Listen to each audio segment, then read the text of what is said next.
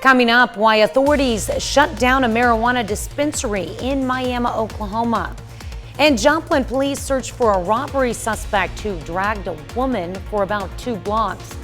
Also, a look at a new Missouri law protecting victims of domestic violence. The 4 states' most watched news starts now. Good morning and welcome to the KOAM Morning News. It's 5 a.m. I'm Tanya Bach. Now, the rain comes to an end just in time for the July 4th weekend. Let's go straight to Michael Hayslip for a first look at the forecast. I souped up the Skywatch storm tracker much as I could. I put the satellite on there. I put the radar. I put the sweeping radar on there saying, where are you? Where are you? Hey, we don't need it. She done. Yes. Yes. Thank you, Mother Nature. You got to venture all the way down into about east central Oklahoma and west central Arkansas right there to find the closest amount of rain. Now we do have some limited cloud cover, but I think we can all tolerate it. Certainly not too bad. We still do have some flood warnings in effect. We'll kind of pick on the Neosho River down there by Commerce in Miami. It's been extended a day, and that now lasts all the way up until Sunday. Up in Vernon County, where we've got the Osage, Little Osage, etc., those run until Sunday as well.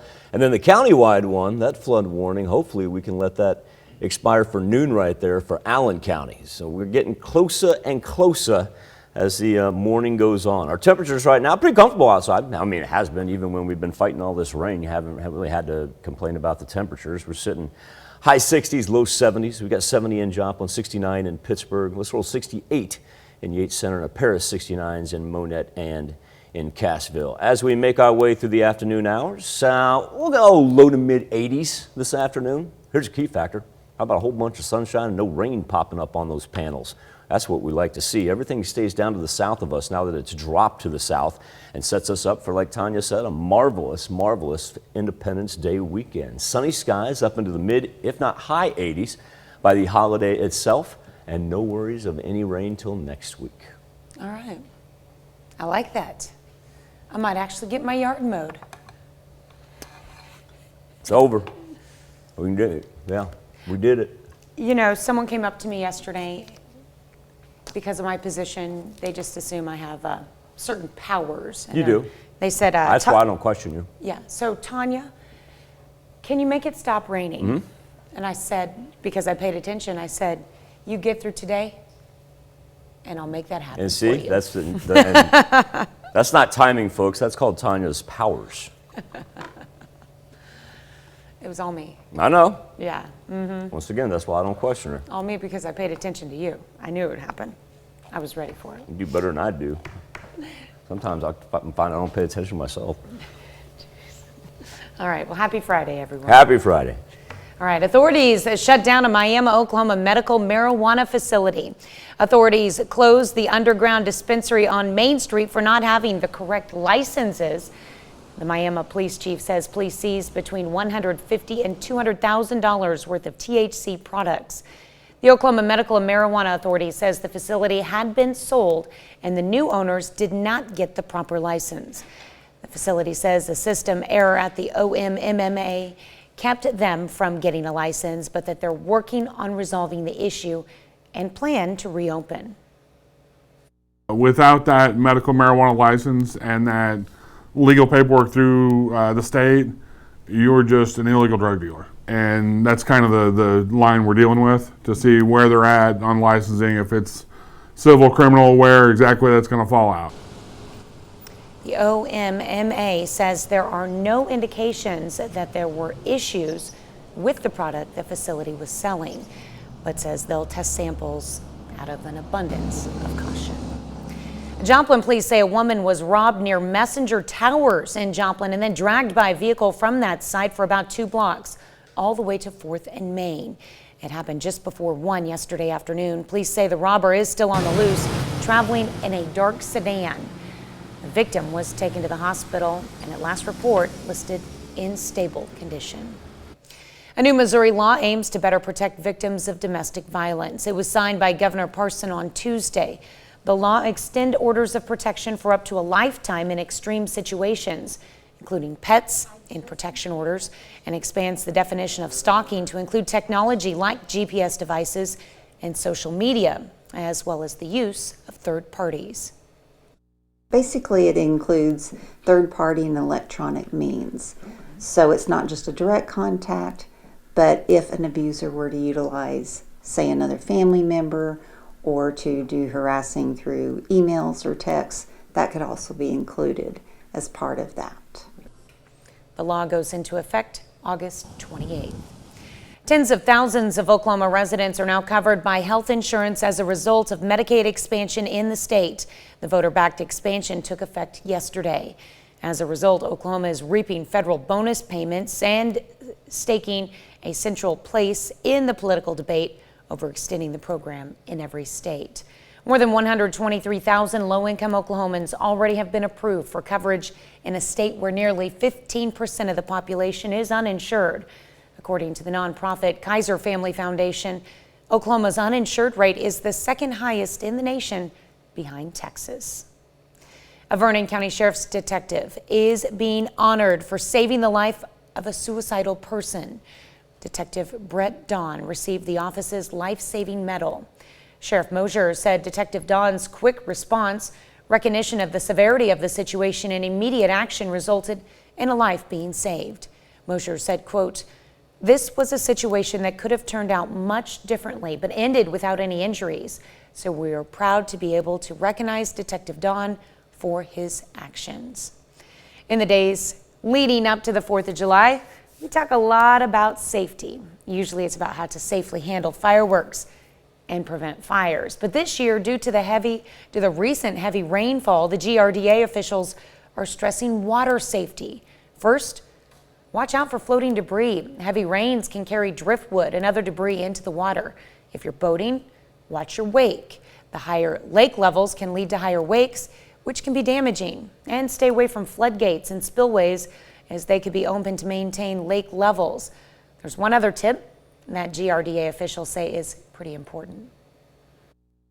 Wear your life jacket, for starters, and really, unfortunately, most boating accidents, most boating fatalities are alcohol related.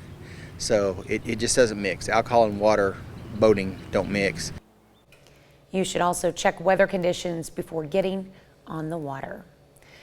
The Blue Angels arrive at the new Century Air Center in Gardner, Kansas, ahead of this weekend's Kansas City Air Show. As part of their arrival, the 6 planes flew in formation above the runway prior to landing. This is the first year the Blue Angels have flown the F-18 Super Hornet. One pilot talked about what went into preparing for the show. We'll take about 120 training flights during our winter training period, which is roughly from December all the way through March. We do part of it at home in Pensacola, Florida, and then part of it out in El Centro, California. And we start from the basics and then work our way closer and lower to the ground to put a better show on for the crowd. The gates to the air show open at 9 a.m. tomorrow and close at 5. Tickets can be bought at the KC Air Show website. It's 5:07. Cool thing about an air show like that is not even going to have to worry about rain, but the skies are going to be clear as can be as well. It's a perfect weekend to go watch the Blue Angels. 84 for a high today. All the rain stays down to the south, and a 7-day forecast that cannot be beat for early July, whether or not it's a holiday weekend or not. That's a look at this morning's top stories and weather in our first 7 minutes. Coming up on the KOAM Morning News, Pittsburgh Special Olympics athlete Bryce Commons finds a new way to connect to the community. Plus, the U.S. Attorney General puts a halt on federal executions, and how you can protect kids from the new strain of COVID-19. You're watching the KOAM Morning News for real news in the morning. We'll be right back.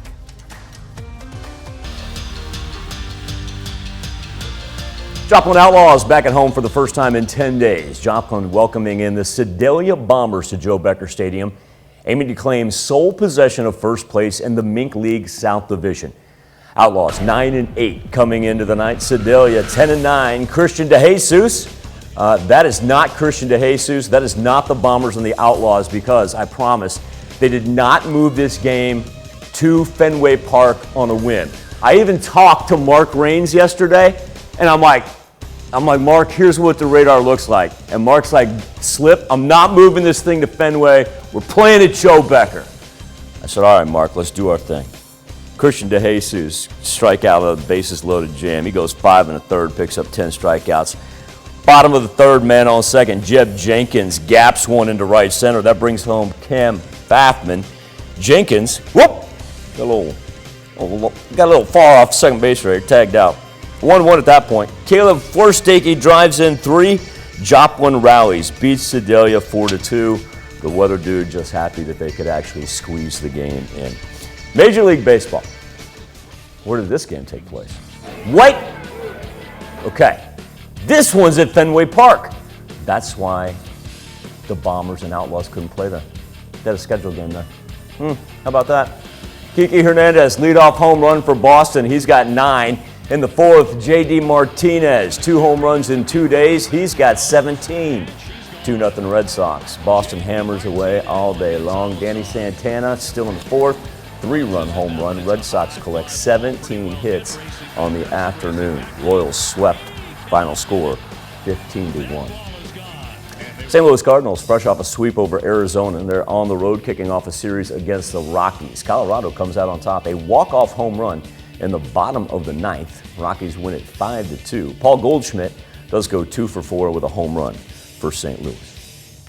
Pittsburgh Special Olympics athlete and all-around great guy, Bryce Commons, has found a new way to connect with the community after a break in competition. Our own Danny Terzer caught up with Bryce to talk about his new adventure. Yeah, here it is. Cup or cone? 2 cups. Special Olympics athlete Bryce Commons has found a new sense of joy after a hard year. We bought it mostly for Bryce. One, to reconnect with the community. Here you go. And give him purpose. You know, he went from school where he was very active, and then even after school with Special Olympics, to doing nothing. The Commons are the new owners of the Pittsburgh Jolly Trolley. 2020 was a really rough year with COVID and everything, but it was especially rough on kids with special needs. And he was having an especially hard day that day, and I went home and I said, well, guess what? And he's like, what? I said, we're going to buy the Jolly Trolley. And he just lit up. The day we brought it home, he was ecstatic. Bryce and his family took over the business at the end of May, hoping to bring the tradition of the Jolly Trolley back to the city of Pittsburgh. There you go. You're welcome. We're selling snow cones from the Jolly Trolley at the ballpark, from the birthday parties, and even the school. That's where the nostalgia comes in with, everybody going, oh my gosh, the Jolly Trolley's back. This is awesome. From adults to telling their children, this is what I had growing up. Bryce adds a new personal touch to this old Pittsburgh icon. The main personal spin is the snow cones and selfies with Bryce. And then, of course, it ends up on either his Facebook page or the Pittsburgh Jolly Trolley Facebook page and Instagram. He does bring joy to a lot of people. Bryce plans to get back to the Special Olympics. We have to get him back out there and smiling again, and then he'll want to be active and stuff like that. But in the meantime, he has a pretty cool new gig. In Pittsburgh, Danny Terzer, KOAM Sports. Tremendous to see the Jolly Trolley go from one great family to another great family. Bryce and Mandy, and they're going to have the trolley set up at Lincoln Park on July 4th. You can check out their Facebook page to keep up with Bryce's full Jolly Trolley schedule. Congratulations, my man. That is awesome. College athletes can start making money as the NCAA Board of Directors has suspended rules prohibiting athletes from selling rights to their name, image, and likeness. You're going to hear it referred to as NIL, probably henceforth. Students can now profit from their autographs, product endorsements, personal appearances, and even social media. Still to come on the KOAM Morning News, a British man spending time behind bars for the random stabbing of more than a dozen cats. We'll tell you how police caught the culprit and a check on our 7-day forecast when the KOAM Morning News returns.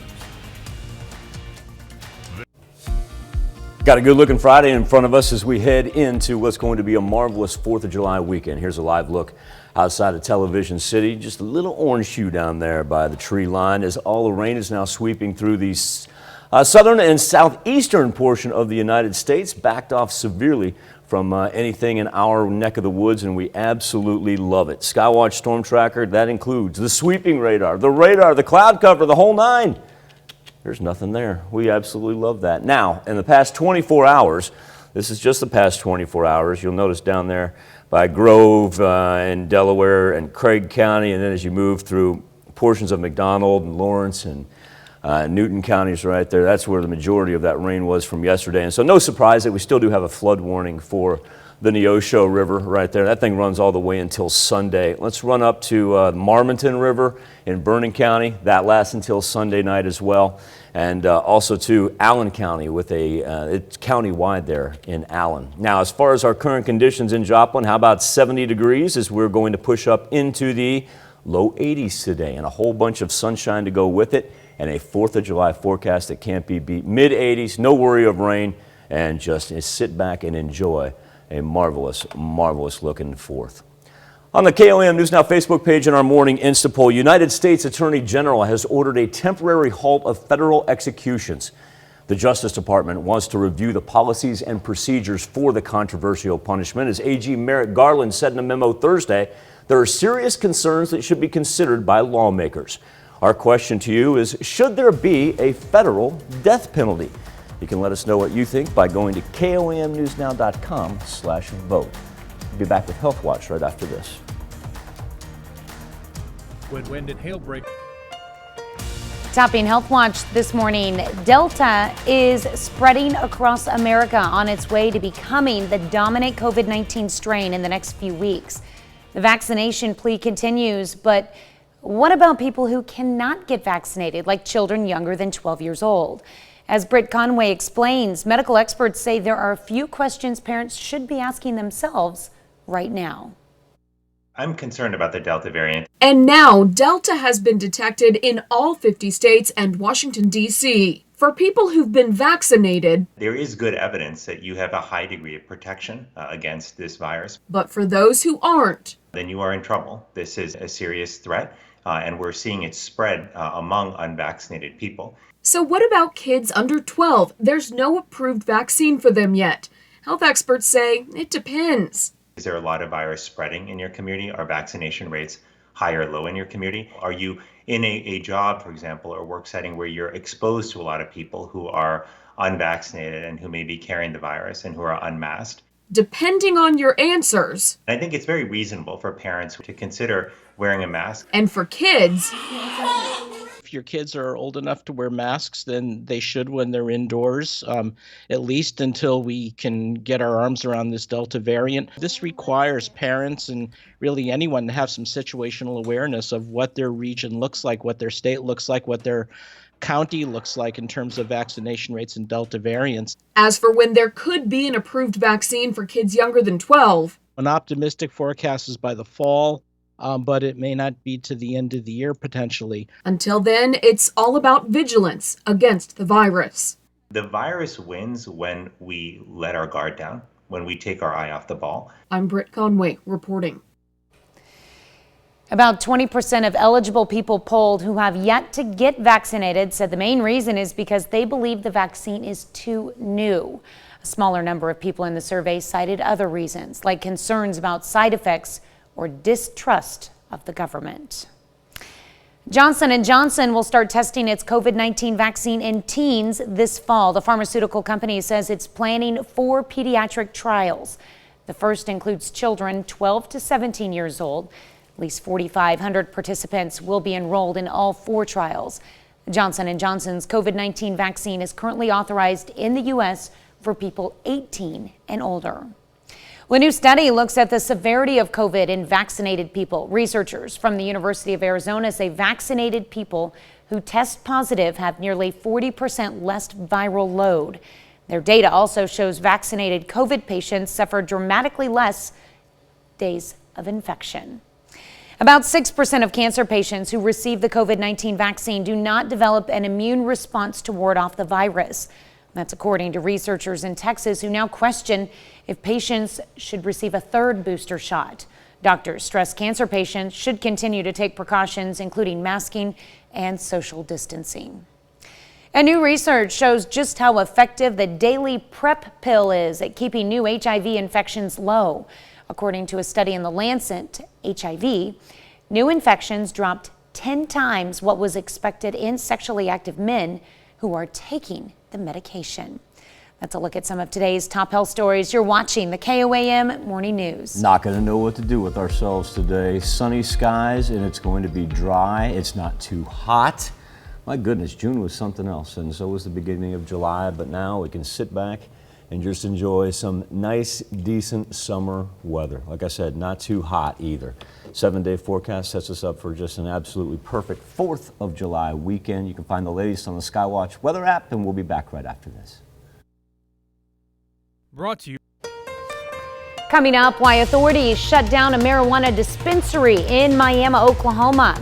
And Joplin police search for a robbery suspect who dragged a woman for about 2 blocks. Also a look at a new Missouri law protecting victims of domestic violence.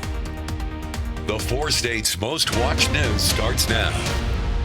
Good morning and welcome to the KOAM Morning News. It's 5:30. I'm Tanya Bach. The rain comes to an end just in time for the July 4th weekend. Let's go straight to Michael Hayslip for a look at your forecast. Only thing we're going to have to try to get rid of today is a little light cloud cover because we can let the water finally go down.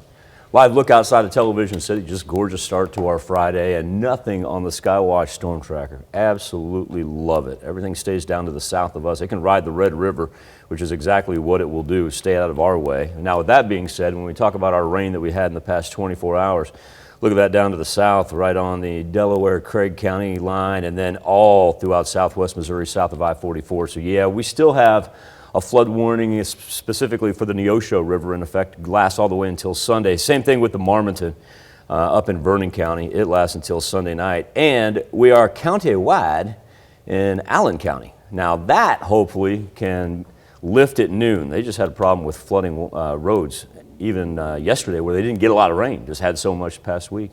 That's over 7th and Range Line right now, and not a whole lot of cloud cover right there. That's great. 70 degrees with really everything from about 66 to 72.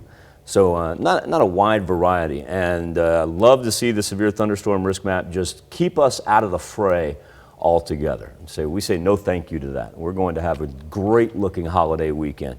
Our temperatures today, mid-80s. Top panel says just give us sunshine. That's all we want to worry about as all the rain stays down to our south. Then it tracks to the mid-Atlantic, and we are looking at 80s even into the holiday. So it's payback twofold.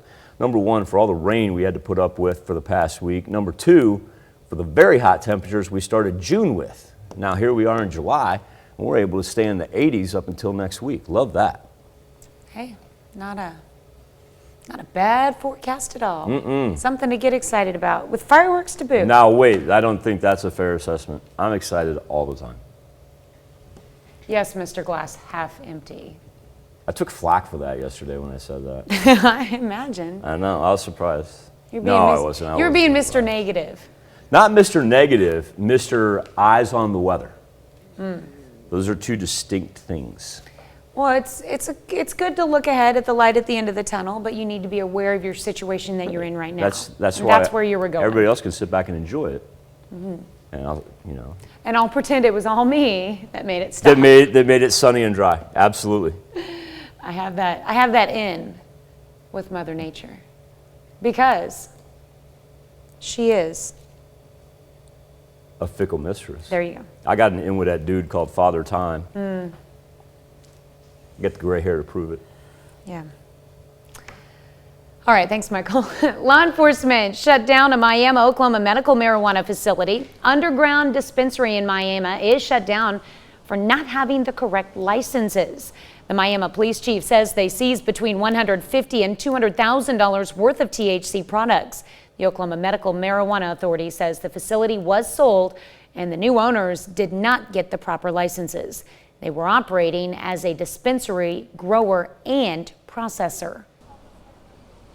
We're going to write the case up and send it to the district attorney for evaluation, and really that'll just be pending on where the liability is and working with the OMMA to decide what exactly is going to happen from here.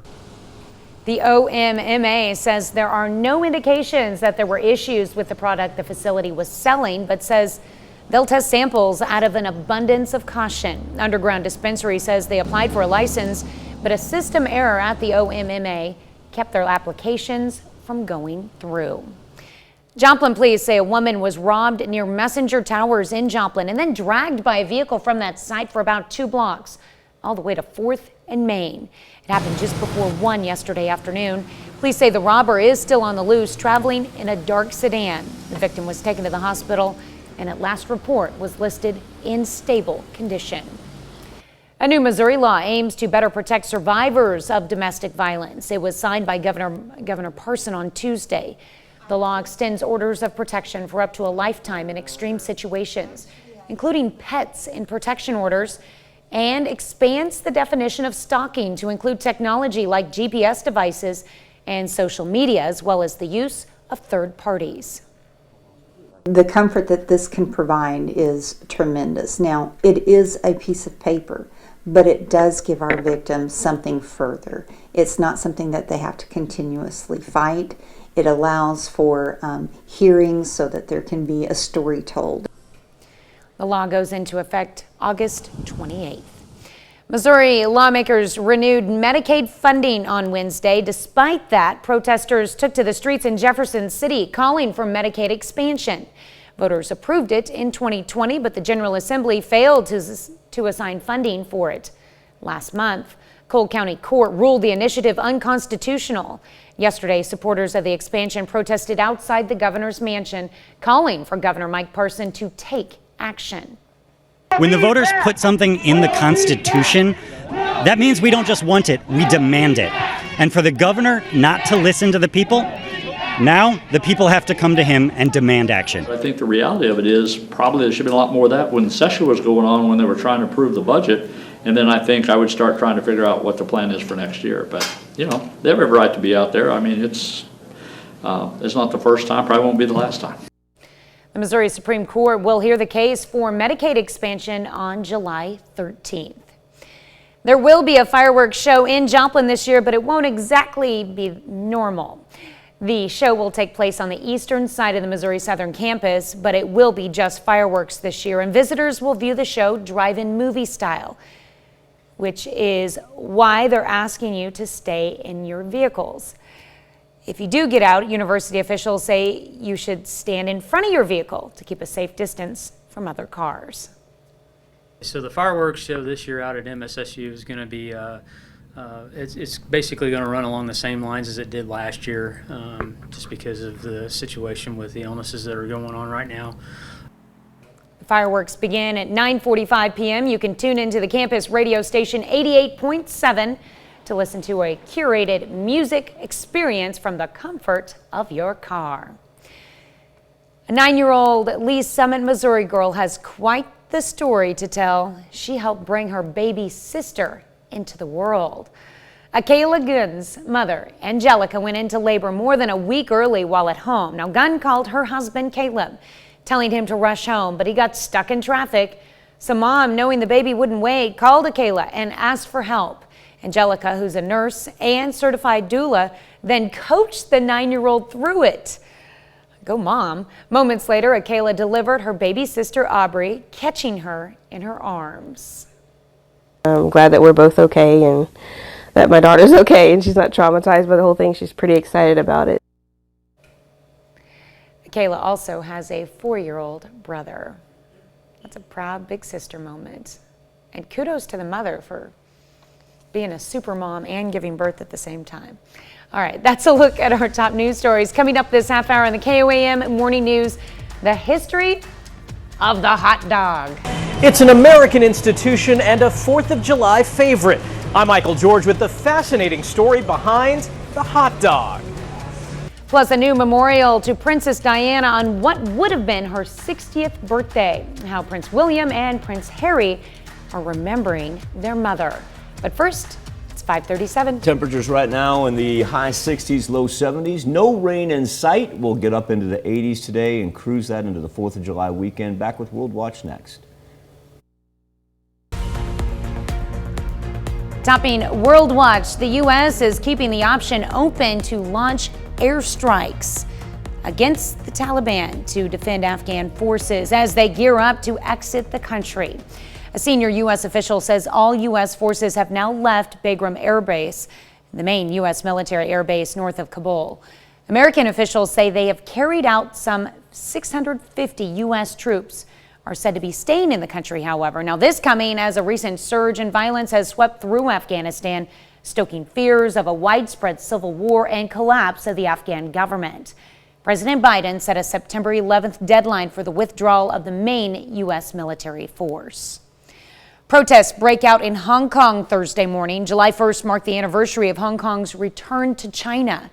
Every year a protest march typically takes place, but this year police tried to ban it by shutting down Victoria Park and keeping a heavy police presence in the area, though some protesters still turned out. Now, a warning, some may find this next story disturbing. A British man has been convicted in what police call the savage stabbing attacks on 16 pet cats. Police say Steve Bouquet, a 54-year-old security guard, attacked the pet cats over a 9-month period near his home in the beach city of Brighton. The attacks reportedly started in October of 2018. 9 of the cats died from the stabbings. 7 others survived their injuries. Bouquet was found guilty Wednesday after an 8-day trial in which pet owners recounted they'd spent thousands of pounds in vet bills trying to save their pets. Bouquet will be sentenced later this month. Princess Diana touched countless lives during her years of service and philanthropy. The impact of that work prompting her sons Princes William and Harry to commission a statue of her in 2017, 20 years after her death and before their royal rift. Stephanie Bennett has more as the statue was unveiled to the public yesterday. In honor of her life and legacy, a statue of Princess Diana was unveiled at London's Kensington Palace, her former home, on what would have been her 60th birthday. The bronze statue depicts the late princess wearing a dress evoking the final period of her life, a time when she was devoted to her humanitarian work. It also shows her connection with people, with Diana's likeness surrounded by 3 children. Helping youth around the world was a passion of the preschool teacher turned princess. She was such a friendly and gregarious person, and she had a particular warmth for children. And I think it also just sort of in many ways alludes to her humanitarian work and shows that, you know, she was a great comfort. The brief ceremony was low-key because of the pandemic, attended by her sons, Princes William and Harry, along with other close family members. Absent were Queen Elizabeth, her ex-husband, Prince Charles, and the brothers' wives, Kate and Meghan. But all eyes were on the princes, together in public for only the second time since their once tight relationship became strained. Both did a very good united front today, but what I would say is you could sense the friction, particularly, I felt, from Prince William. United by the memory of their mom, they supported the project to honor Diana's life of service. They made no remarks but released a joint statement reading in part, quote, "We remember her love, strength, and character, qualities that made her a force for good around the world, changing countless lives for the better." Diana's statue is now a lasting symbol of her philanthropy and all the lives she touched. She's an immortal soul, and she was very special. And now it's all in stone now, in a statue for her. The princes say they miss their mother every day, but hope the statue will be seen forever as a symbol of her life and her legacy. That's a look at some of your biggest headlines from around the world. Let's toss it over to Michael for something to talk about. Thank you, Tanya. On the KOAM News Now Facebook page and our morning Insta poll, Merrick Garland, the United States Attorney General, ordering a temporary halt of federal executions. Our question to you, should there be a federal death penalty? Right now, 94% of you say yes. You can make your voice heard each and every morning. Go to KOAMnewsnow.com/vote. We'll be back right after this. If there's one thing Americans love to enjoy on the 4th of July, it's hot dogs. And the iconic food has an interesting history behind it. Michael George has a frank discussion about hot dogs. When it comes to 4th of July food, it's the top dog. It's just wonderful. The hot dog is as American as it gets. One with mustard, ketchup, and onions. And one with sauerkraut and mustard. And Lloyd Handworker should know. My grandfather was Nathan Handworker. That's right, the Nathan of Nathan's Famous. A Polish-Jewish immigrant, Nathan started a humble hot dog stand right here on Coney Island back in 1916. He came with no English and just enough money to come to Ellis Island. German immigrants brought Frankfurters to the U.S. in the 1800s, but it didn't become an American symbol right away. Nathan gained customers when he decided to drop his prices to just 5 cents a dog. Once the Depression rolled around, that's when the business started taking off because you could feed a family of 4 for, under 50 cents. Pretty soon, everyone was coming to Coney Island for a dog. The sidewalk out here was lined with people pushing in to the counters. The boardwalk was packed. As time passed, hot dogs became synonymous with American culture. At the cookout, the baseball game, and of course, that 4th of July tradition, the Nathan's Hot Dog Eating Contest. 74. It's hard to say what makes the hot dog so special. It's portable and it's quick. High quality meat on a bun. But one thing is clear, after more than a century, These are great. It's been a long time since I've had Nathan's. Really good. Yeah, it was good. it's still an American classic. Michael George, CBS News, Coney Island.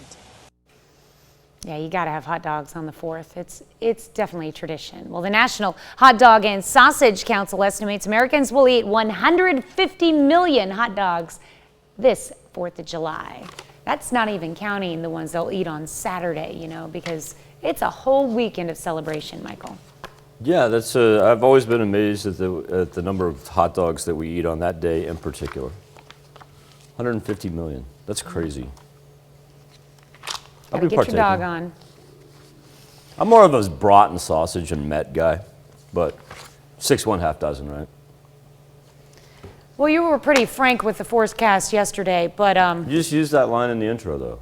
I know. I just felt like it needed to be repeated. Come on, don't be a weenie. That's good. That's good. Okay, I won't do it again. I know, because I'm trying to talk about the federal death penalty. Yeah. I think you should talk about weather. That would make more sense. Because I got to do weather after we do this, too. Okay, go for it. Try to transition into this. Yeah, try to segue into this one, folks. Or something to talk about on the KOAM News Now Facebook page and Morning Insta poll. United States Attorney General Merrick Garland has ordered a temporary halt of federal execution. There are currently 46 people on federal death row, and there has not been a scheduled federal execution since President Biden was sworn into office. White House spokesperson Andrew Bates said Biden believes the Department of Justice should not execute inmates. Our question to you on this Friday morning: should there be a federal death penalty?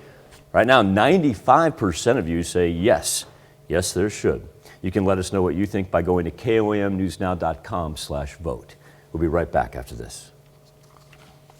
Week's worth of rain, finally a break, and on top of that, mild temperatures. Now, we still do have some flood warnings in effect for the Neosho River, the Marmonton River, the Little Osage River, and Allen County as a whole. But hopefully we can get those lifted this 4th of July weekend with temperatures that are going to be in the mid-80s. If you got plans holiday specific, sit back and enjoy them. By the time it's fireworks each and every night, temperature's going to be ranging in the 70s. We'll be back right after this. Coming up, why authorities shut down a marijuana dispensary in Miami, Oklahoma. And Joplin police search for a robbery suspect who dragged a woman for about 2 blocks. Also, we'll look at a new Missouri law protecting victims of domestic violence. The 4 states' most watched news starts now.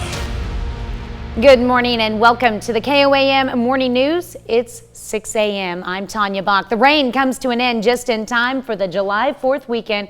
Let's go straight to Michael Hayslip for a look at your forecast. Gorgeous end of the work week, great start to the holiday weekend as well. There's a live look outside of Television City. Now the Skywatch Storm Tracker, take off the sweeping radar there because now she's picking up a little moisture up in there, but it's not going to fall. And cloud cover becoming more and more limited as we go through our morning. But we still, I want to point out, we've got a flood warning for the Neosho River until Sunday. Same thing goes for the Marmonton in Vernon County, Missouri. Also of note, we've got a county-wide flood warning for Allen County that hopefully we can lift at around the noon hour. There we are from 7th and Range Line. A little light cover overhead, but temperatures sitting at 70 degrees and absolutely perfect, and no threat of rain coming out of those light clouds. 69 in Monette, 70 in Chanute, 70 in Miami, and 69 in Nevada. And a weather trend that will eventually put us up into the mid-80s with a whole lot of sunshine. Watch all the rain stays down to our south for the duration of Friday, and then on Saturday we don't even really see any pop up anywhere close. It's just going to be clear, going to be beautiful. By the time it gets about ready for fireworks, temperatures probably high 60s, low 70s. Absolutely perfect. Yeah, absolutely perfect. That's great. We'll take that forecast. Don't even need to worry about real hot afternoons either. Yeah. Well, and even though it's not going to be in the 90s for temperatures, you still have that risk of sunburn, so be careful out there in the sun. Oh, yeah. Yeah. Stay hydrated all the way around. Mm-hmm. All right. But don't drink the standing water. Sorry. Well, I don't know. No. Don't do it. All right, thanks, Michael. Authorities shut down a Miami, Oklahoma medical marijuana facility. Authorities closed the underground dispensary on Main Street for not having the correct licenses. The Miami police chief says police seized between $150,000 and $200,000 worth of THC products. The Oklahoma Medical Marijuana Authority says the facility had been sold and the new owners did not get the proper licenses. The facility says that a system error at OMMA kept them from getting a license, but that they're working on resolving the issue and plan to reopen. The OMMA says there are no indications that there were issues with the product the facility was selling, but says they'll test samples out of an abundance of caution. Joplin police say a woman was robbed near Messenger Towers in Joplin and then dragged by a vehicle from that site for about 2 blocks, all the way to 4th and Main. It happened just before 1 yesterday afternoon. Police say the robber is still on the loose, traveling in a dark sedan. The victim was taken to the hospital and at last report was listed in stable condition. A new Missouri law aims to better protect victims of domestic violence. It was signed by Governor Parson on Tuesday. The law extends orders of protection for up to a lifetime in extreme situations, including pets in protection orders, and expands the definition of stalking to include technology like GPS devices and social media, as well as the use of third parties. The executive director says the frequency of domestic violence situations that brought about this law should be an eye-opener. Something that people need to really realize, that if we're having to put this in place, and if we're having to recognize how stalking works, and if we're really listening and understanding how long stalking goes on, it really should be eye-opening to just our community in general as to the severity of the cases of people who are trying to leave these situations. The law goes into effect August 28th. Well, tens of thousands of Oklahoma residents are now covered by health insurance as a result of Medicaid expansion in the state. The voter-backed expansion took effect yesterday. As a result, Oklahoma is reaping federal bonus payments and staking a central place in the political debate over extending the program in every state. More than 123,000 low-income Oklahomans already have been approved for coverage in a state where nearly 15% of the population is uninsured. According to the nonprofit Kaiser Family Foundation, Oklahoma's uninsured rate is the second highest in the nation, behind Texas. 18 to 20-year-olds can now apply for concealed weapon permits in Kansas. Governor Laura Kelly vetoed a bill lowering the age from 21 in May, but lawmakers overrode that veto. The law went into effect yesterday. Supporters say younger people should be able to carry hidden weapons if they are properly trained. They point out people can serve in the military at 18 years old. Don't matter if they're 18, 26, 86, it's part of our right. If they can go over there and shoot and defend our country, and they can run guns and do everything they need to do in the military, and then I think they have the right to do it here on our own land. Critics note the law does require training to get the permit. Missouri drivers will pay the highest price for gas they've seen in years. The statewide gas price average in Missouri is $2.81 a gallon, and that's the highest it's been since 2014. It's 93 cents more than this time last year. Joplin drivers are catching a bit of a break, though. Joplin has the lowest prices in the state at around $2.74 a gallon on average. All right. Grand River Dam Authority is giving some tips to stay safe on the lake after the recent heavy rains. First of all, watch out for floating debris. The heavy rains can carry driftwood and other debris into the water.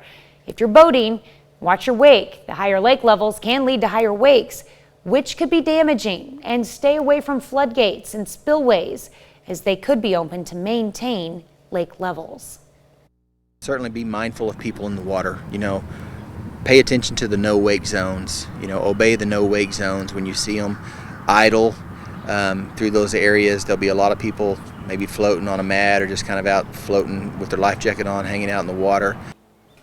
And of course, you should always wear a life jacket when out on the water and check weather conditions before you go out. It's 6:07.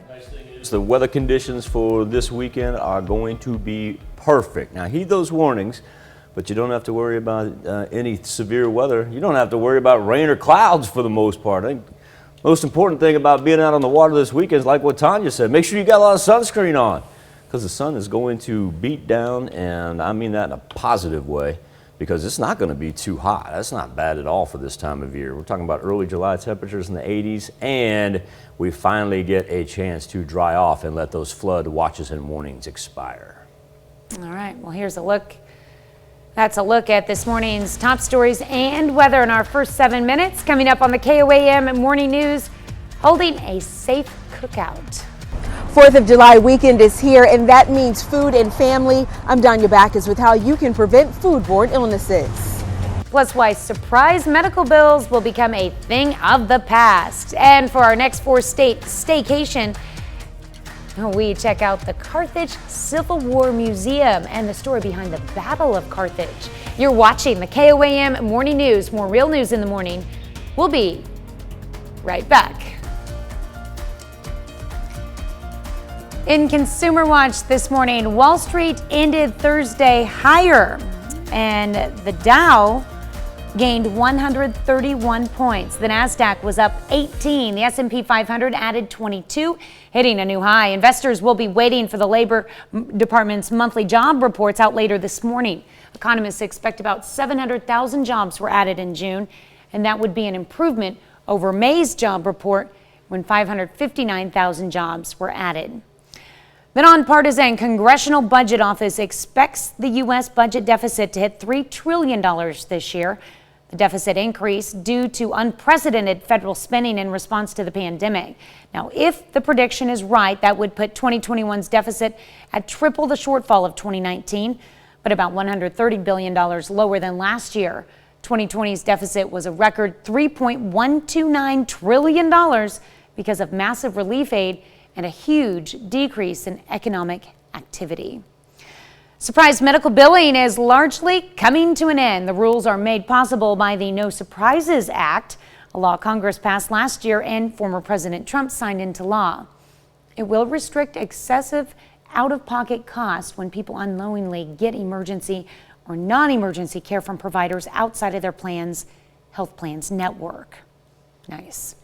Well, the billionaire race to space is moving at light speed. Richard Branson is planning to travel to space aboard a Virgin Galactic spacecraft as early as July 11th. That's 9 days ahead of Jeff Bezos' trip with Blue Origin.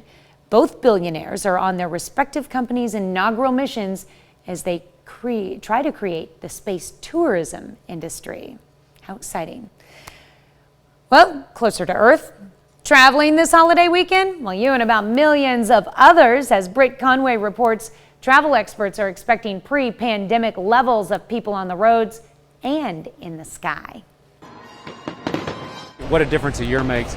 This 4th of July, travel is back with a bang. You don't really appreciate how much you missed it until you get back to doing it again. Flying. The TSA says more than 2 million people went through airport security checkpoints this past Sunday, and it expects to see even more travelers this holiday weekend. Leisure demand is more than 100% recovered. On the roads, AAA expects more than 43 million people to travel by car, more than even before the pandemic. But you'll pay up at the pump. Gas prices are forecast to stay above a $3 average through the summer. People may generally feel a little more comfortable traveling by car. It gives you a little more control over protecting everybody in the family. Because let's not forget, the pandemic isn't over, and the highly contagious Delta variant has spread to all 50 states and D.C. You can still celebrate. If you are vaccinated, you have a high degree of protection. If you are not, you should wear a mask, and you should think very seriously about getting vaccinated. Mother Nature will challenge some celebrations too. It's expected to be dry and hot in the west, rainy and muggy in the south and along the east coast. Not that it's expected to slow down travel much. You're going to have a lot of company on the road and in the skies and around you at all times. Remember, be patient. I'm Britt Conway, reporting. Be patient. That's it for Consumer Watch. We'll be right back. Rolling up on 617, roll a little weather on the 7s. Pretty cool shot right here, right outside of Television City with the sun kind of creeping right between those two trees right there. Not that really neat right there. I haven't noticed that shot there in a while because it's been too overcast and rainy, and we've been concentrating so much on talking about that. Now, the whole lot of the blue, that's reflectivity picked up by the sweeping radar. If we were to eliminate that, you can tell that's a far cry from any other morning that we've had this week. Now, even with that being said, still do want to point out we got a couple things that we need to pay attention to, and those would be flood warnings. One of those for the Neosho River spanning from the gauge in Oswego down to the Kansas-Oklahoma state line and then running through Miami and Commerce. Portions of Miami already underwater as a result of river flooding. We also have flood warnings in Vernon County for the Marmaton, Osage, Little Osage. Those last all the way until Sunday night. Now, the first one that we hope is lifted is this one for Allen County. It is supposed to expire at noon. And even though they didn't have the torrential rainfall yesterday that the southern portion of the 4 states had, the western portions of southeast Kansas had picked up so much rain since Friday that they were still encountering flooding. There we are outside of 7th and Range Line, another gorgeous tower cam shot where we sit at a very comfortable 70 degrees just past sunrise, which was officially 6:02 on this Friday, July the 2nd, and temperatures ranging anywhere from 66 in Iola to 72 in Welch, and everybody else falling square in between. Now, the weather trend is going to send us up into the mid-80s today. This time of year, being at early July, sounds crazy to say, but it already is. Average high would be 89 degrees, so not too far off, but at the same point, we don't have to ride those 90s like we did to begin the month of June. Staying clear all the way through the Independence Day weekend. Temperatures for you fireworks goers after the sun goes down, still going to be very comfortable in the 70s. Over to Tanya in Studio K. All right, sounds like a great weekend for a It staycation, Michael. Perfect. All right, well, how about one with history? 160 years ago, on April 12th, the Civil War began when the Confederacy fired on Fort Sumter in South Carolina. Now, a few months later, on July 5th, the first full-scale battle of the war. And it happened right here in the 4 states. For our next staycation, KOAM photojournalist Liam Mandelbaum takes us to the Battle of Carthage Civil War Museum, where history comes to life.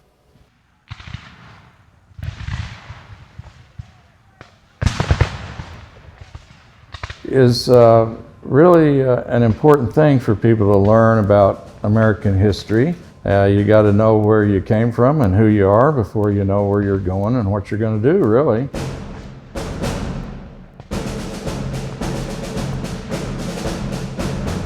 This is the Battle of Carthage Civil War Museum, considered to be one of, if not the first major land battle of the Civil War. I flat out encourage school groups that come and visit to remember one thing in particular, and that is we don't ever want to do this to our country again. That's the main deal.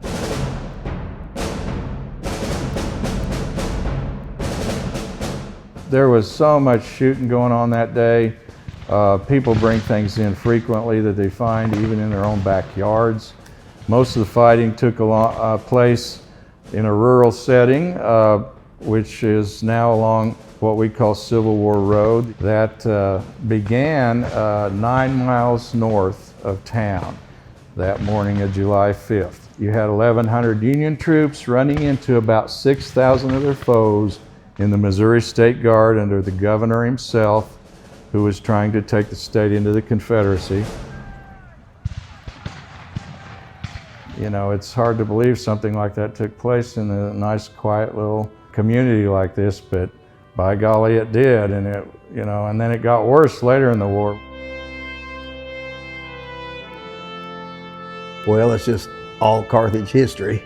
We got people from all over the world here doing Route 66 coming in here visiting. So that people can kind of relax and reflect upon this serious time of history. And it's gone from sort of a little amateur place to a pretty professional, nice museum here.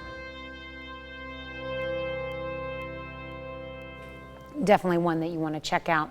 And the museum is open to visitors Tuesday through Sunday. And we'll have information on the exact hours and location on our morning show page. And you can find that at KOAMnewsnow.com. We'll be right back. Topping Health Watch this morning, the July 4th weekend is here, and that means many of us will be enjoying family, fun, and food. But health experts are reminding everyone that food safety is especially critical in the warm summer months. Danya Bacchus has more on how to keep your family and friends safe. It's time for picnics and cookouts, but health experts are reminding everyone this is also when foodborne illnesses increase with warmer, humid temperatures. A food that's cold and does not remain cold, that provides an opportunity for bacteria that may be in the item to multiply. It's the same when you're dealing with hot food. It's estimated every year 48 million Americans get sick. 128,000 are hospitalized and 3,000 die from foodborne illnesses. Older people, young children, pregnant women, someone on chemotherapy, or anyone who has a deficient immune system, they can get a very serious infection. Sandra Eskin with the USDA says prevention is critical. Make sure hands and surfaces are clean. Keep raw meats and other foods separate to prevent cross-contamination, and cook foods to the proper internal temperature, measuring with a meat thermometer. Cook raw ground beef, pork, or lamb to 160 degrees, raw poultry to 165. If food is contaminated, the most effective way to kill any contamination is through heat. And once everything is gobbled up, don't leave foods out for longer than 2 hours. 1 hour if it's over 90 degrees outside. Danya Bacchus, CBS News, Los Angeles.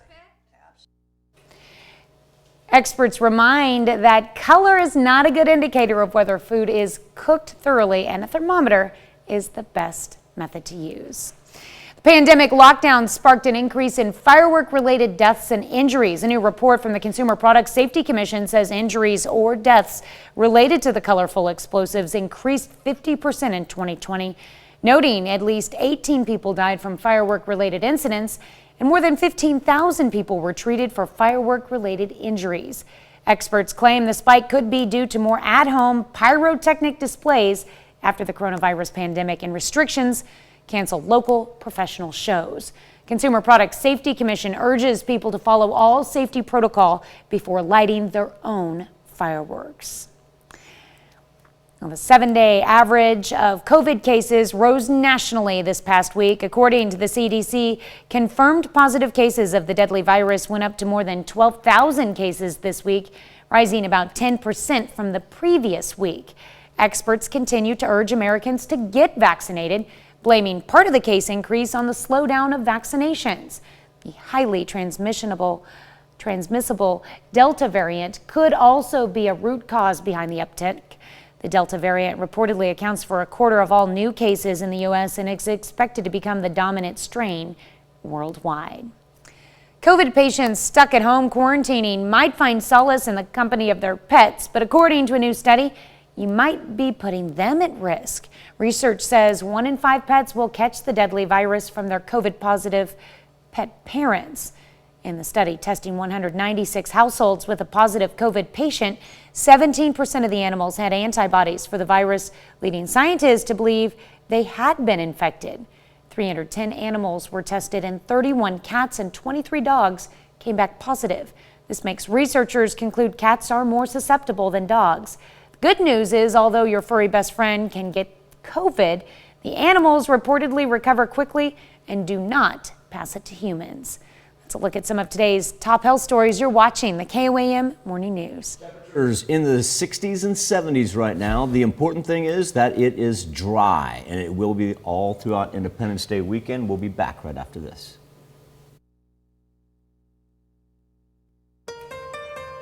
Coming up, why authorities shut down a marijuana dispensary in Miami, Oklahoma. And Joplin police search for a robbery suspect who dragged a woman for about 2 blocks.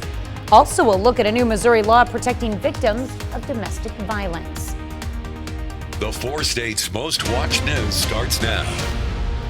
Good morning and welcome to the KOAM Morning News. It's 6:30. I'm Tanya Bach. Now, the rain comes to an end just in time for the 4th of July weekend. Let's go straight to Michael Hayslip for a look at your forecast. Instead of our sunrise outside of Television City trying to find a little gap in between the trees, it has now come straight over the tree line, and we are just off to a gorgeous, gorgeous Friday start. Look at all that rain staying way down to the south and southeast of us, making its way up to the mid-Atlantic. No worries for us. We are actually going to have mild temperatures for the beginning of July and a chance to let some of these flood warnings expire. Now, with that being said, the one for the Neosho, especially when you get into the Commerce Miami area, that does not expire until Sunday. Same thing with the Marmonton and the Osage, Little Osage up in Vernon County. And we actually have a county-wide one for Allen County. Hopefully it expires at high noon. 7th and rangeline over Joplin, another great shot of the sun where it sits at 70 degrees. Temperatures really haven't had much of a bump as of yet. Let's roll 66 in Iola. That's kind of been our low spot, 71 in Miami, and 70 right now in Carthage. So extremely comfortable outside. It's a tad bit humid. But we can't complain because at least we're going to stay on the dry side with all those panels, sunshine and clear skies. We like that. And that's because that rain will continue to dip down to our south. As we set up for the holiday weekend, we're talking about temperatures about, say 5-6 degrees cooler than normal for this time of year, and a great looking 4th of July on Sunday itself. If you're partaking in any firework activities, whether it be you, family, and friends, or doing something in your community, it's going to be about 70 after the sun goes down. So it's perfect outside. Just be careful on Sunday and Monday too, if you're still shooting off fireworks in the places that allow them, that, you know, just a few days of drying can dry out that topsoil and dry out that grass, and you still have that risk I don't know of if fire. you're allowed to on Monday. I don't. Still have that risk of fire. I've always said that my firework knowledge is nil. Well, we've ran a story that said in Pittsburgh you can do it on Monday. In Joplin, you cannot. If you're inside city limits, if you're outside city limits, there's a lot wider open rules. But you should always check with your local authorities and find out what the rules are in your community. There you go. Let's be absolving myself of all guilt on this. There you go. All right. Thanks, Michael. Law enforcement shut down a Miami, Oklahoma medical marijuana facility. Underground dispensary in Miami is shut down for not having the correct licenses. Miami police chief says they seized between $150,000 and $200,000 worth of THC products. The Oklahoma Medical Marijuana Authority says the facility was sold and the new owners did not get the proper licenses.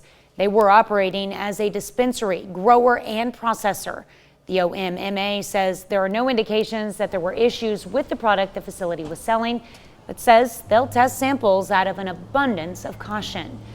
The underground dispensary says they applied for a license, but a system error at the OMMA kept their applications from going through.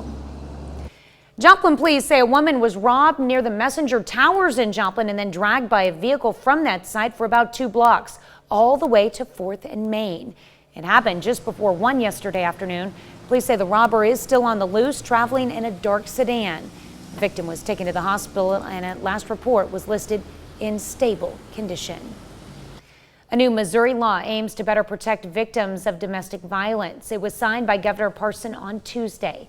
The law extends orders of protection for up to a lifetime in extreme situations, includes pets and protection orders, and expands the definition of stalking to include technology like GPS devices and social media, as well as the use of third parties. The law goes into effect August 28th. Missouri legislators renewed Medicaid funding on Wednesday. Despite that, protesters took to the streets in Jefferson City calling for Medicaid expansion. Voters approved it in 2020, but the General Assembly failed to assign funding for it. Last month, the Cole County Court ruled the initiative unconstitutional. And yesterday, supporters of the expansion protested outside the governor's mansion, calling for Governor Mike Parson to take action. The Missouri Supreme Court will hear the case for Medicaid expansion on July 13th. A Vernon County Sheriff's detective is being honored for saving the life of a suicidal person. Detective Brett Dawn received the office's life-saving medal. Sheriff Mosier said Detective Dawn's quick response, recognition of the severity of the situation, and immediate action resulted in a life being saved. Mosier said, quote, "This was a situation that could have turned out much differently, but ended without any injuries. So we are proud to be able to recognize Detective Dawn for his actions." Congratulations. The city of Joplin announces its 4th of July celebration plans. Now, this year, the city will only be doing a fireworks show. That show will take place on the eastern side of the Missouri Southern campus at 9:45 p.m. Residents will be able to come to the show in their cars, drive-in theater style. They can tune in to a radio station and listen to the music and watch the show at the same time. I know that we're asking people to stay near their cars, socially distanced during the event, but moreover, just go out there and have a great time on the 4th of July. MSSU is offering a curated music experience for people to listen on their car radios during the show. To listen to that, just tune your radio to the college's radio station at KXMS at 88.7 FM. Should be a good show. That's a look at our top news stories coming up this half hour on the KOAM Morning News. The search continues. The search and rescue operation in Surfside, Florida resumes after a pause yesterday due to stability issues. I'm Laura Podesta with why officials say they plan to demolish the remaining part of the condo. Plus, should there be a federal death penalty? We let you weigh in on our something to talk about, but first it's 6:37. Sunny skies, temps in the 80s, not only for today, but all the way through the holiday weekend. Going to be a perfect time to sit back and enjoy family, friends, barbecue, and fireworks. We'll be back with Nation Watch next.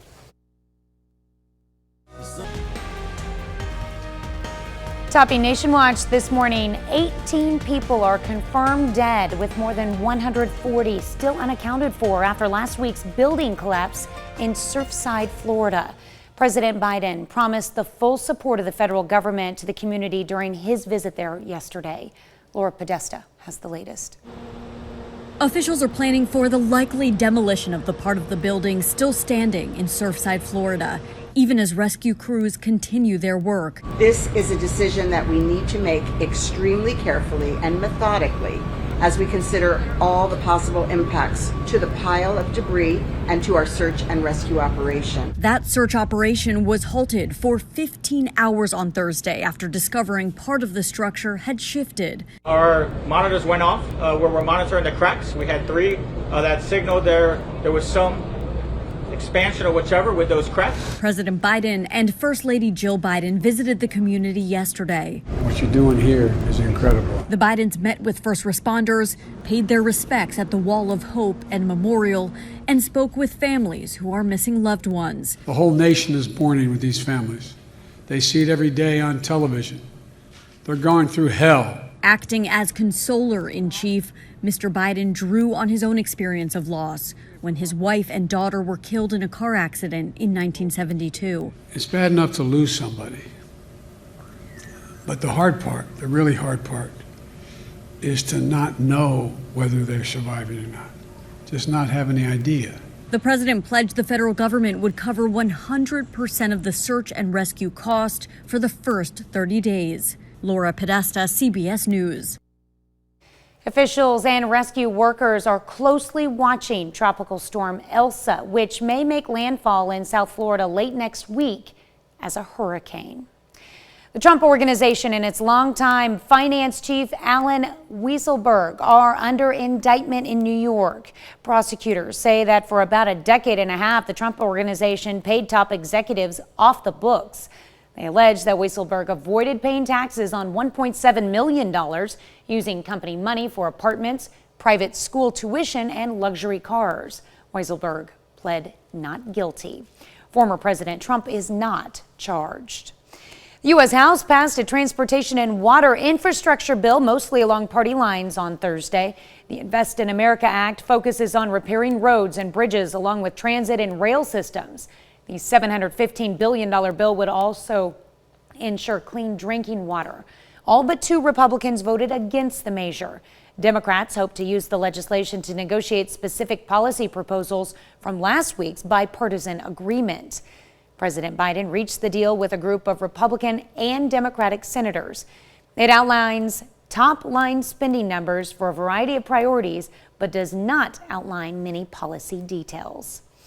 The National Weather Service says excessive and dangerous heat is forecast to continue across interior sections of the Northwest through the 4th of July weekend. Record-breaking heat has killed dozens of people in Washington state and Oregon and hundreds in British Columbia. That's a look at today's top national stories. Let's check back in with Michael for our Something to Talk About. Thank you, Tanya. On the KOAM News Now Facebook page and our morning Insta poll, United States Attorney General Merrick Garland ordering a temporary halt of federal executions. Justice Department wants to review the policies and procedures for the punishment. AG Garland said in a memo Thursday, there are serious concerns that should be considered by lawmakers. His directive is only federal. It does not halt state proceedings. There are currently 46 people on federal death row. There has not been a scheduled federal execution since President Joe Biden was sworn into office. White House spokesman Andrew Bates says Biden believes the Department of Justice should not execute inmates. And that leads us into our question today for our Insta poll. Should there be a federal death penalty? And right now, 86% of you saying yes. Small little downtick from the last time that we checked in. You can make your voice heard each and every morning. All you have to do is go to KOAMnewsnow.com/vote. We're going to come back and celebrate birthdays and anniversaries as we head into the 4th of July weekend right after this. We take this time to honor today's 4-state hero, Yeoman 3rd Class Victor Swaim, who served in the United States Navy in 1945 and 46. He fought in the Pacific Theater of World War II. His hometown, Commerce, Oklahoma. We are proud to salute Victor Swaim, our 4-state hero. This begins with Mavis McCready, arms crossed, ready to rock and roll, and safety first in that car seat. Mavis, a big happy number 2 to you in Cheney. I wouldn't cross her. She looks like she doesn't want to get out and go where they're headed. She means business. Yeah, that's a cute picture. Love it. Happy birthday, Mavis. And happy birthday wishes going out to Anderson Carr. Anderson, I like that picture. Nice pose there. 12-year-old in Moran. She has dingers right there. You can tell. Those are that bat. She knows what's up. That bat is merely an implement of destruction in the batter's box. Love it. Happy birthday, Anderson. Jacob Tatum, now a teenager. It's Jacob celebrating his 13th birthday. Jacob, I want you to know that this comes with happy birthday love from the entire family. Jacob's in Joplin. All right. Logan Brewster turning 20 years old. Happy birthday, Logan. Hope it's a great one this year. Love the bow tie. I like that tie, man. I like that. Nate Thomas. Got a pair of 2s on the board for Nate, celebrating his 22nd birthday. Looks like out on the lake. Can't beat that. Nate's in Columbus. All right, enjoying the lake. And Ben Hutto, turning 31 years old this year. Coordinating family colors going on there. Ben is in Columbus. Trisha Pike, very happy birthday to you, Miss Trisha. Long time no see. She's celebrating her 32nd birthday in Nevada. Adam Blue turns 41 years old this year. Adam celebrating in Fort Scott. It doesn't look a year over 38 right there in that picture. I gotta know who got him on that one. I wonder if it was family or, mom or somebody like that. That's good. Oh, that's funny. Gerald and Shirley York and extended members of the KOAM family. They're celebrating their 68th anniversary, and this happens to be the grandparents of our own graphic artist, Will York, who we owe a debt of gratitude to because he's the one that puts together our birthday and anniversary list every single morning, so probably very special for Will to be able to put a spotlight on his grandparents' anniversary. Congratulations to Gerald and Shirley in Pittsburgh. All right. What a great picture then. Lovely picture. Courtney Payne is celebrating birthday number 30 this year, the big 3-0 for Courtney. Doyle Schroyer, happy birthday to you. And Nancy Church turning 67 in Miami. Tommy Barra celebrating in Crestline. Tommy, a happy birthday to you. Bill Punch, he is turning 65. Bill's in the Neosho. And congratulations to Cliff and Carol Medley. They are celebrating their 56th anniversary. The Medleys, they are partying in Galena. John Bishop turning the big 5-0 this year. John is in Pittsburgh. Wait, what's up with that? I don't know. Why we don't have a picture? So John, I understand the school's not in session. I understand it's summer vacation. I get all that. That means you should have more time to find a picture. Don't worry, I'll take this up with him. I got this one. All right. He's like, no, it's summer vacation. I don't know. I'm good. I wonder if he celebrated his birthday with the kids, you know, with when all the other summer kids with birthdays celebrated in May. No, somebody had to twist John's arm just to send this in. I know. Yeah. All right. Very, very humble man. Happy birthday, John. Wally Ball in Carterville, happy birthday. And birthday wishes from the entire family going out to Bobby Coons, who's now 59 in Columbus. Happy birthday and happy anniversary to all, whether you're celebrating on this July the 2nd or maybe July the 3rd. Maybe some of you have one that's coming up on the 4th if we did it today. If we didn't do it today, I know you'll send it in so we can get it in on Monday. And of course, this is how you send them in. A couple ways. You can go to email birthdays@koamtv.com. You can also go to koamnewsnow.com and click on the link and submit them this and that way. Remember, we were talking about Will York and everything. Do us all a favor, especially Will. Make sure you tell us specifically on what day you are celebrating. Now, here's Tanya Bach with a very important birthday announcement. That's right. You can be a part of the KOAM Birthday Club. All you have to do is go to our website and sign up. And once you do, you'll get deals from local businesses. Go to koamnewsnow.com and sign up for the KOAM Birthday Club today. Final look at this morning's Insta poll from the KOAM News Now Facebook page. As Attorney General Merrick Garland has halted federal executions. That being said, it is important to point out this does not have any bearing on state executions. But our question specifically for you is, should there be a federal death penalty? And right now, 85% of you say yes. Appreciate everybody's engagement. And remember, each and every morning you can make your voice heard. All you have to do is go to koamnewsnow.com/vote. Tanya? All right, here's a check of today's top headlines, the news you need to know before you head out the door. Rescue efforts resume at the partially collapsed condo site in Surfside, Florida. Search was halted for more than 15 hours yesterday over safety concerns. President Biden visited Surfside, meeting with first responders, survivors, and victims' family members. Authorities shut down a Miami, Oklahoma medical marijuana facility. Authorities closed the underground dispensary on Main Street for not having the correct licenses.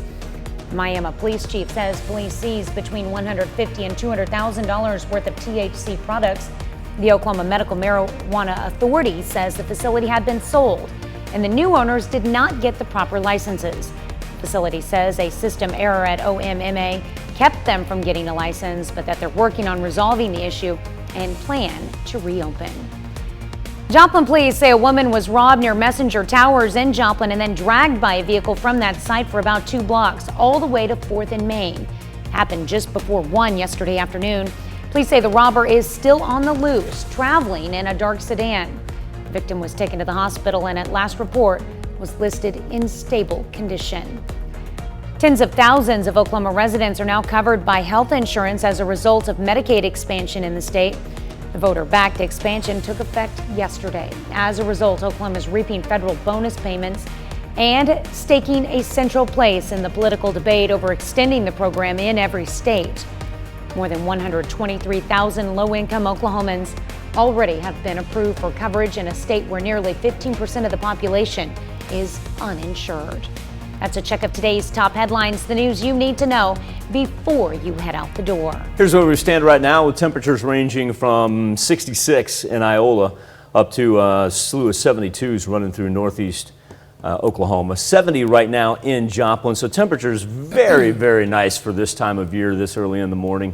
It is a tad bit humid outside, but the key factor for today is look at those panels. That is sunshine, that is clear skies, that is lack of rain, and that is what we need headed into the 4th of July weekend. Topping out in the mid-80s next couple of days, chance to dry out. Remember, we still do have flood warnings for the Neosho, Marmonton, and all throughout Allen County. Hopefully we can let those expire here, at least some of them, by the time we get to Saturday morning. All right, well, coming up today at noon, we're making a backyard bean bake in the Mr. Food Test Kitchen. Of course, the KOAM morning news is going to flip on over to Fox 14. You can also check in with some national news on CBS this morning. That's coming up next. All right. Oh, if you missed the anniversary of the Battle of Carthage, our own Liam Mandelbaum put together a very, very educational and very, very nice piece on that. It's part of our 4-state staycation series. That's going to be on Fox 14 as well. I want you all to have a marvelous weekend. I hope you get to spend it with friends and family and enjoy any entertainment, including fireworks that you may have. I think this one goes without saying. Just do me a favor. Be safe. We'll do this all again on Monday morning. That's for sure. And we'll do it again today at noon.